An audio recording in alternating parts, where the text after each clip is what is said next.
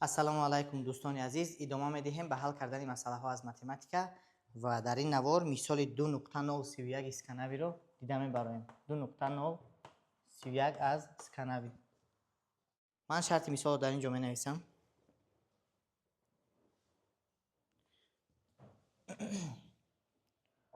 чор маротиба решаи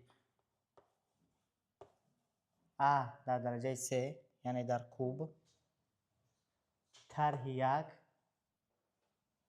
тақсими 4 маротиба решаи а тарҳи 1 ҷамъи 4 маротиба решаи а, ҳама ин дар дараҷаи 1 тақсими 2 бо зарби 4 маротиба решаи а дар дараҷаи 3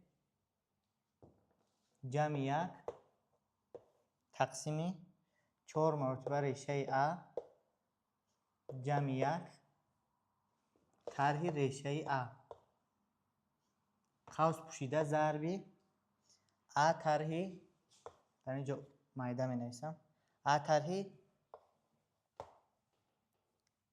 решаи а дар куб дар дараҷаи минуси 1.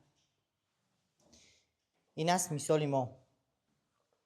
биёед акнун шурӯъ мекунем аз қавси аввал ва аз касри аввали ана ҳамин қавс. пеш аз он биёед аввал чӣ кор мекунем? биёед аввал ифодаи тағйиробандаи нав ворид мекунем ва 4 маротиба решаи аро бо ягон т ё ин ки бо ягон x ё y ишора мекунем. дар ин ҷо ишора мекунем ки 4 маротиба решаи а ин баробар аст ба ягон т фарз кардем. т. акнун бинед ки дар ин ҷо мо дорем 4 маротиба решаи а дар куб. 4 маротиба решаи а дар кубро мо метавонем 4 маротиба решаи а дар қавс дар дараҷаи 3 нависем. яъне ки ин ана ин касрро ман менависам т дар куб. яъне ин 4 маротиба решаи а дар куб аст. т дар куб тарҳи 1 тақсими, дар ин ҷо т холӣ тарҳи 1. инро мо метавонем сода кунем бо истифода аз формулаи зарби мухтасар. ва дар ин ҷо т куб тарҳи 1ро мувофиқи формулаи фарқи кубҳо ба зарбшавандаҳо ҷудо мекунем. яъне ки дар ин ҷо аз ин формула истифода мебарем. а куб тарҳи б куб ин баробар аст ба а тарҳи б а квадрат ҷамъи аб ҷамъи б квадрат.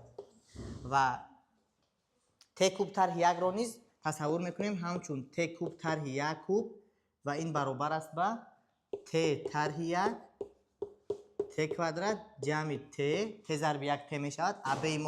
аи мо т аст, би мо 1 ҷамъи би мо 1 аст, 1 дар квадрат 1. пас ин ҷо ҳосил мешавад т куб тарҳи 1 мешавад т тарҳи 1 т квадрат ҷамъи т ҷамъи 1 тақсими т тарҳи 1 ва ҳосил мекунем т тарҳи 1 бо т тарҳи 1 ихтисор мешаванд, мемонад т квадрат ҷамъи т ҷамъи 1. ва бинед ки дар ин ҷо боз дорем ҷамъи 1 т дигар, яъне мо инро сода кардем аллакай ҷамъи т, яъне амали дуюм мешавад ана ҳамин т квадрат ҷамъи т ҷамъи 1 ҷамъи боз 1 т дигар, ин мешавад т квадрат ҷамъи т бо т мешавад 2 т ҷамъи 1. ва инро низ мо метавонем ба квадрати ҳамчун квадрати пурра тасаввур кунем, яъне ба квадрати пурра орем. агар аи мо ин т бошад би мо 1, пас ин мешавад а квадрат ҷамъи 2 а квадрат ҷамъи 2 зарби а зарби б ҷамъи б квадрат ва ин мешавад ҳамчун т ҷамъи 1 дар квадрат. ва аз ин ҷо дар ин ҷо дидан мумкин аст ки ҳамаи ин қавс ки натиҷаи онро мо дар ин ҷо ҳосил кардем дар дараҷаи 1 тақсими 2 аст ё ин ки дар таҳти реша аст. пас ана ин ҷо мешавад пурра т ҷамъи 1, чунки квадрат бо реша меравад. яъне ҳама ин дар дараҷаи 1 тақсими 2 буд, ин мешавад т ҷамъи 1. اکنون بیاید میگذاریم به ساده کردن قسم دوم. به ساده کردن قسم دوم. قسم دوم رو هم در جای ا در درجه 1 تقسیم 4 یا در ریشه درجه 4 ا میگذاریم ت. پس داریم ت در کوب جمع 1 تقسیم ت جمع 1. اول این قسم رو ساده میکنیم، بعد باز طرح ا، طرح ت. در اینجا ت نیست، اینجا ا در ریشه ا خالی است، نه ریشه ا در درجه 4 نیست. یک بار میبینیم موزیر.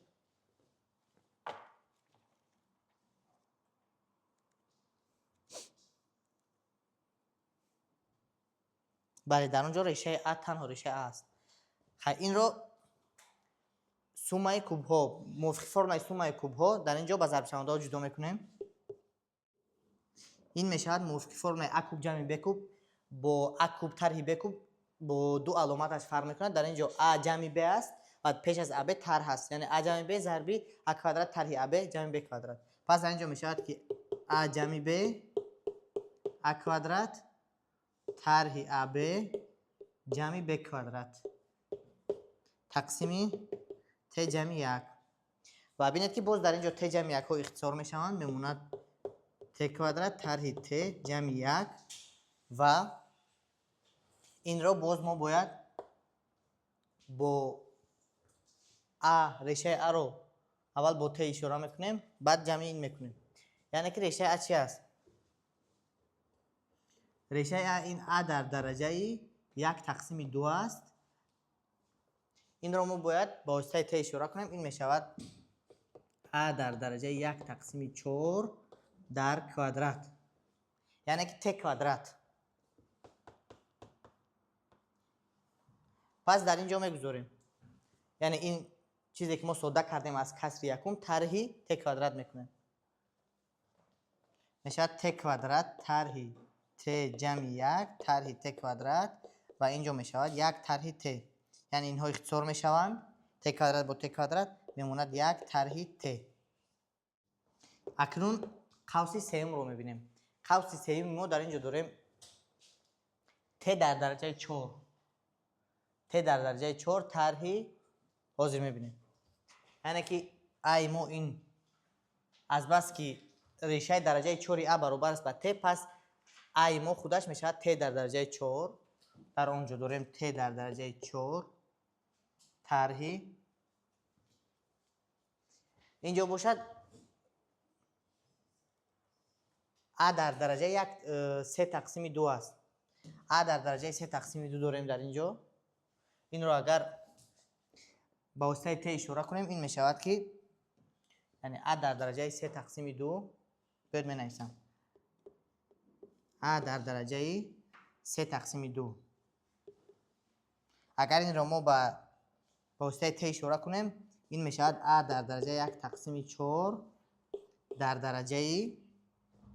ما باید در اینجا 2 حاصل کنیم، یعنی که این باید 2 اش اختصار شود، باید در بالا 2 داشته باشیم و این چونین 3 6، یعنی که این میشه ت در درجه 6. یعنی ببینید که اگر ما این رو هنگام درجه رو باز با درجه میبرداریم درجه ها ضرب میشن، 6 تقسیم 4 میشه 3 تقسیم 2. این ت هست، ت در درجه 6. پس اینجا داریم ت در درجه 4 طرح ت در درجه 6 در درجه مینوس 1. اینجا از قوس میبراریم ت در درجه 4 رو اگر از قوس براریم 1 طرح ت در درجه چند می شود؟ ت در کوادرات. اینجا نیز همه این در درجه مینوس 1، یعنی که این می شود 1 تقسیمی ت در درجه 4. این رو باشد با ضرب شونده ها با دو قوس موافق فرمای فرق کوادرات ها، یعنی 1 طرح ت 1 جمع ت جدا میکنیم، 1 طرح ت و 1 جمع ت جدا میکنیم و این میشود کسری قوسی سیومگی. اکنون همه اینها رو، همه این قسمت هایی که ساده کرده شدن اینها رو با هم دیگر ضرب میکنیم، یعنی این قسمت ضرب این قسمت ضرب قسمت سیومگی. بیایید اکنون قسم қисми якуми мо дар он ҷост. Т квадрат ин қисми якум аст. Т ҷамъи 1 дар квадрат. Т ҷамъи 1 Т ҷамъи 1 аст. Бале дар ин ҷо реша гирифтем. Т ҷамъи 1. Т ҷамъи 1 зарби қисми дуюми мо дар ин ҷо як тарҳи Т аст. Як тарҳи Т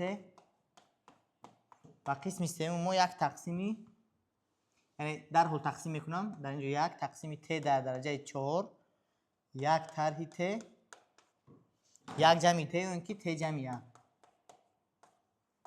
ва ин баробар мешавад ба инҳо ихтисор мешаванд, аммо бо дар назардошти он ки дар ин ҷо Т нобаробар 1 аст. Дар ин ҷо Т нобаробар 1 аст, чунки агар Т баробар 1 бошад, дар ин ҷо ихтисоркунӣ номумкин мешавад. Ана инҳо ихтисор намешаванд. Як тарҳи Тҳо. Аммо дар ин ҷо мо онҳоро ихтисор мекунем бо дар назардошти он ки Т нобаробар 1 аст. пас мемонад як тақсими Т дар дараҷаи 4. Т мо худаш решаи дараҷаи 4 А аст. Пас ин мемонад як тақсими А ё ин ки А дар дараҷаи -1. ин аст ҷавоби мисоли 2.031.